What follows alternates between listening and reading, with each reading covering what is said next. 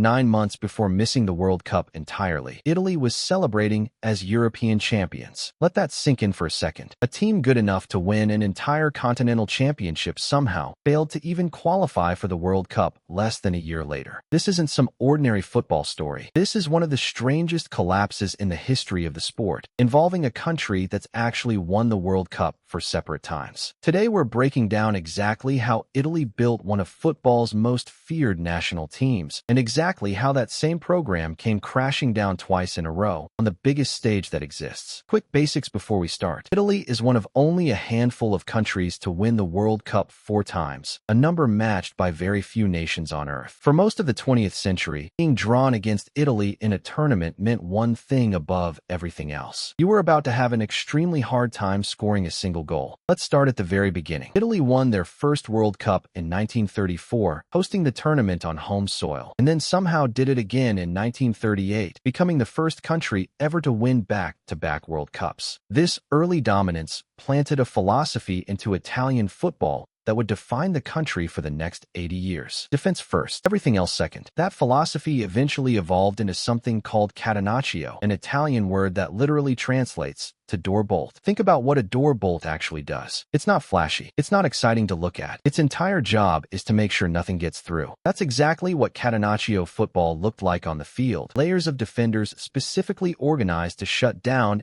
even the most brilliant attacking players, prioritizing a boring 1-0 win over an entertaining 4-3 shootout. Italian teams built entire national identities around this idea that winning ugly still counts as winning. Here's a comparison that shows how effective this actually was. Countries like Brazil built their identity around scoring goals in spectacular, unforgettable fashion. Italy built theirs around making sure the other team never got the chance to score at all. Two completely different philosophies, and somehow, both approaches ended up winning multiple World Cups. Italy's third title came in 1982, led by veteran goalkeeper Dino Zoff, who became the oldest captain ever to lift the World Cup trophy at 40 years old. Then came a 24-year gap before their fourth and most recent title in 2006, memorable for two very different reasons. One was Italy's typically suffocating defense carrying them through the tournament. The other was a completely unrelated moment involving French star Zinedine Zidane headbutting an opponent in the final itself, a moment so bizarre it somehow became just as famous as Italy actually winning the trophy that day. So that's the rise. For World Cup titles, a defensive philosophy so effective it changed how football is coached worldwide, and a reputation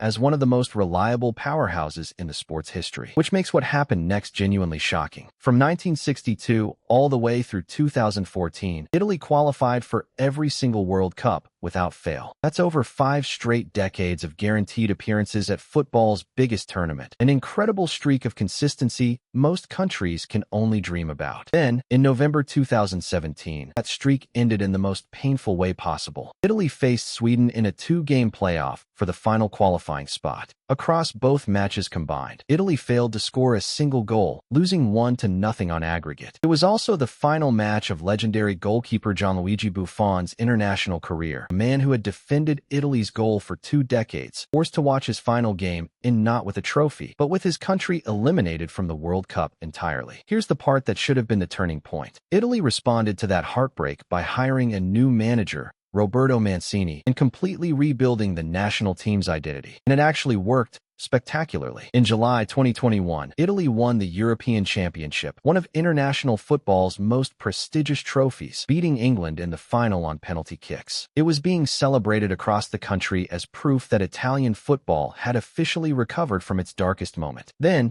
just 8 months later, in March 2022, it happened again. Italy faced North Macedonia in a World Cup qualifying playoff, a team ranked 67th in the entire world, a team that had never once qualified for a World Cup in its history. Italy dominated the match from start to finish, taking 32 total shots on goal compared to just 4 from North Macedonia. And somehow, they still couldn't find the net. In the very last minute of stoppage time, North Macedonia's Alexander Trajkovski struck a shot from outside the penalty area that found the back of the net. Final score, 1-0. The reigning European champions, less than a year after lifting a major trophy, were eliminated from the World Cup by a country that had never been there before. Italy's own captain at the time, Giorgio Chiellini, called the team destroyed and crushed. Missing back-to-back World Cups had never happened once in Italy's entire history. It had now happened twice in a row. So what actually went wrong here? How does a country with 4 World Cup titles and one of football's most respected footballing cultures suddenly struggle to simply qualify? Part of the answer connects back to something we've covered before on this channel. Producing elite talent requires constant investment in youth development, and several football analysts have pointed to a shrinking pipeline of homegrown Italian talent making it into regular first-team football, as Italian clubs increasingly relied on foreign signings to fill their rosters. When fewer young Italian players get consistent playing time at the highest domestic level, the national team eventually feels that shortage, sometimes years later, exactly when it matters most. Here's an observation that makes this whole story even more painful. Italy's failures against Sweden and North Macedonia weren't really about a lack of effort or ability on the day. Against North Macedonia specifically, Italy dominated possession and created chance after chance. The problem wasn't generating opportunities. It was actually finishing them, phrase football fans call being clinical, meaning converting your chances into actual goals instead of wasting them. A team can dominate a match completely and still lose